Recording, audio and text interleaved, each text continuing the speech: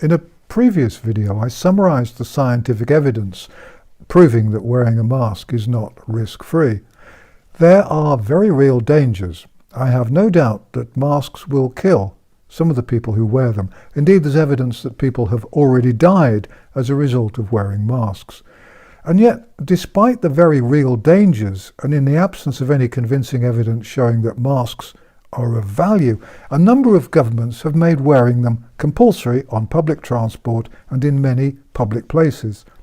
Around the world, mask wearing is, or is about to become, compulsory in shops, public buildings, offices, and even schools. Are the politicians entirely stupid and reckless with the lives of their citizens? The bug has been proved to be no more dangerous than the flu bug. But we're never forced to wear masks when there's a flu bug around. The World Health Organization says that asymptomatic transmission is very rare. Or could there be some other reason for forcing us to wear masks? Well, I wouldn't want to argue with you if you said that all politicians are stupid as well as crooked. They've certainly been working very hard to give that impression. But I think what's happening is beyond stupidity. There's a reason for the introduction of laws promoting the wearing of face masks. And the reason has more to do with the fact that politicians are crooks and are being controlled and manipulated by crooks behind the scene than the fact that they're all stupid. Just remember that we know our politicians to be greedy and self-serving. Remember the British MP's expenses scandal? Well-paid men and women claiming for duck houses and packets of biscuits. Politicians everywhere are the professional group most likely to be sent to prison for fraud, embezzlement, telling big lies or stealing. In Britain, the country I know best, there has been a coup. And I suspect the same thing has been happening in many other countries, particularly throughout Europe. I'm not convinced that it's happened in the United States, where the president's aims and objectives seem to be rather different to those of European leaders. But although this is a global problem, it seems to be nowhere as bad as it is in Britain. I'm told reliably that a great many of the rich are planning to leave Britain as soon as they can. We will doubtless be told that they're leaving because of the weather or the raised taxes, the usual stuff. But I'm told they aren't. They are going to emigrate because that they can see that the British are being turned into puppets, into slaves.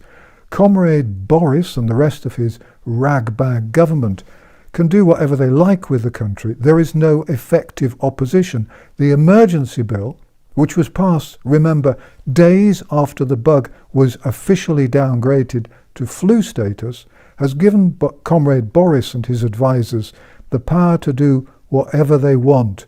Note the word advisors. It's important, I think. The coup didn't involve soldiers marching to Westminster or to Buckingham Palace, but it was a coup nevertheless, and it did involve soldiers suppressing the people by deliberately taking down internet posts that were considered unacceptable. You may think all this sounds rather paranoid, and 3 months ago I would have thought it was too. But as they keep telling us, nothing is the same, everything has changed forever. The only constancy, the only certainty, is that governments around the world, and in particular in Britain, have consistently and deliberately misled the voters. In future videos, I intend to investigate what I think is behind everything that's happened. I fear it may all be worse than most people had imagined. I aim to try and unravel the complexities of a new world where power and money are the only two driving forces. Once again, I think there has been a coup. Our country has been taken over without our consent, against our will. We are not alone. The same thing has happened elsewhere. Saying this will, I know, immediately label me a subversive and conspiracy theorist.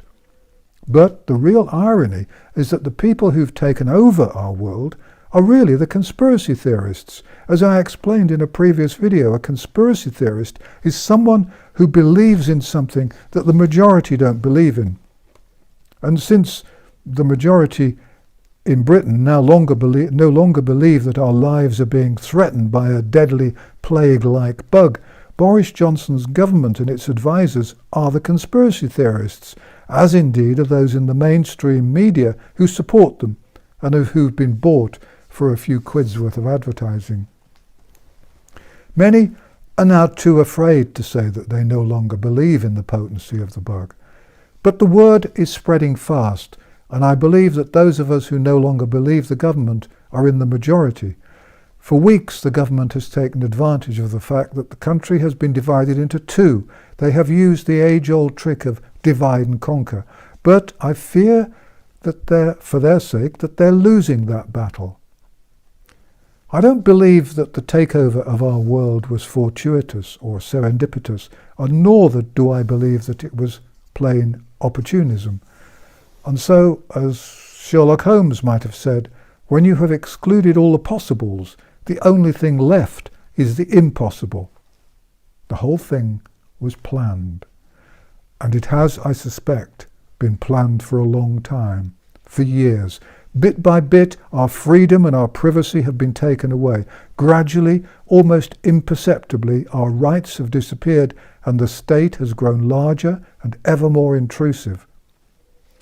I will deal with what I think is happening in future videos, which I'll intersperse with videos on other topics, because it's going to take some time to unearth the truth and to find out what's really going on.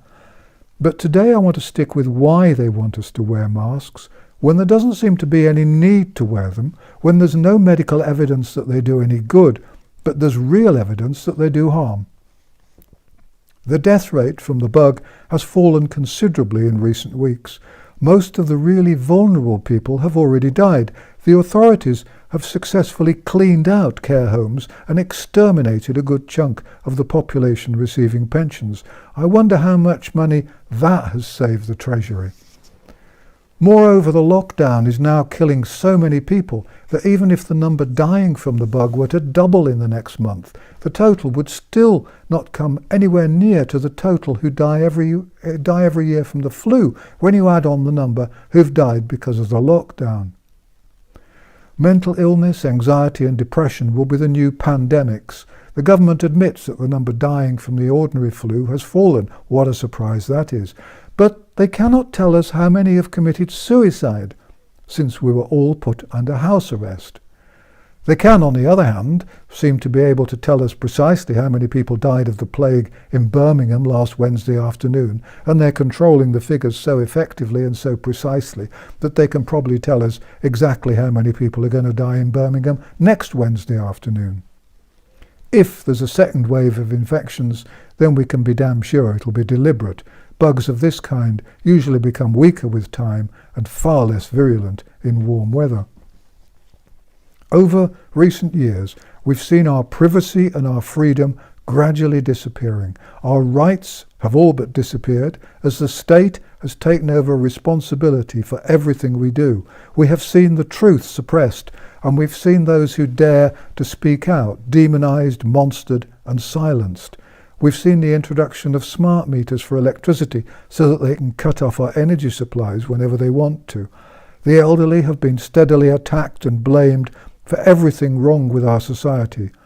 Since I predicted that it would happen many weeks ago, it was no surprise at all to me that elderly folk have been found alone and dead in their homes. Some of them will have starved to death. We've seen the banks and the politicians pushing hard for a cashless society.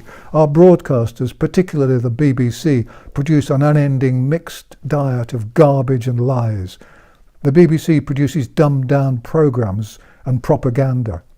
Children have been brainwashed in schools. Our history has been altered to fit the requirements of the politically correct. The news we see on mainstream television has been dumbed down and controlled. Our hospitals have been closed, in whole or in part, for no reason other than to keep us afraid. And, as I've shown in previous videos, we've been brainwashed by experts with their slogans and their trickery. All the things we used to enjoy and look forward to have been taken from us. We're told that sporting events, for example, may never again be possible with spectators. Theatres and cinemas will probably never reopen. Air travel has become extraordinarily complicated and will no doubt become prohibitively expensive.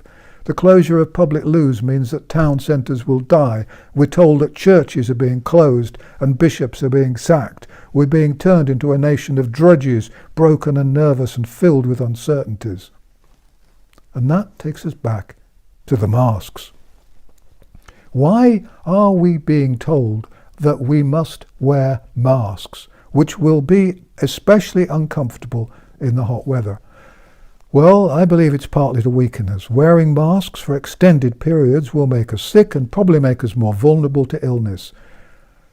Wearing masks can damage the immune system. Fear and stress can also damage the immune system. Don't believe anyone who tells you that is fake news, by the way. It may be inconvenient to the government and their lackeys, but it's not fake, it's science.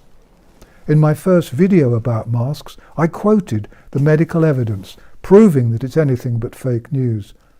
The transcript of that video will, as usual, also be on my website, as will the transcript of this video. It's all partly to dehumanize us. The process of dehumanization has been slowly developing for some time. Our identities, our individuality have been attacked in many different ways. Masks help to oppress us. They take away our personality and turn us into faceless creatures. They keep us unsettled and they isolate us from one another. It's difficult to have a conversation when wearing a mask. There are no smiles to see. Good news is less exhilarating when delivered by someone wearing a mask, and bad news is far more painful when delivered by someone wearing a mask. There can be no sense of a real connection between two people both wearing masks. Hospitals, GPs, surgeries and dental surgeries will all be more frightening. Workplaces and public transport will be more depressing. Masks will create a whole range of psychological problems. So, does the government really want us to be depressed and anxious?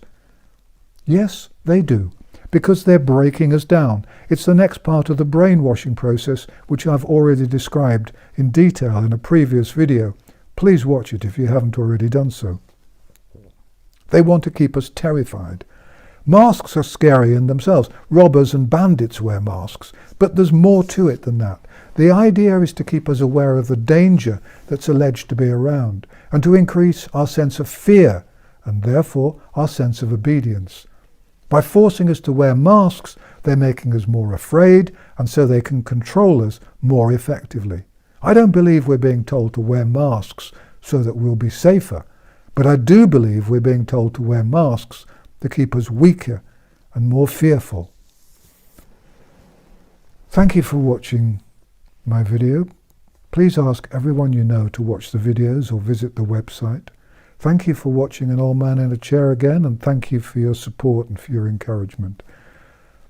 I've not authorized any ads or any sponsorship for this or any other videos. If there are any ads or any sponsorship around, they're nothing to do with me.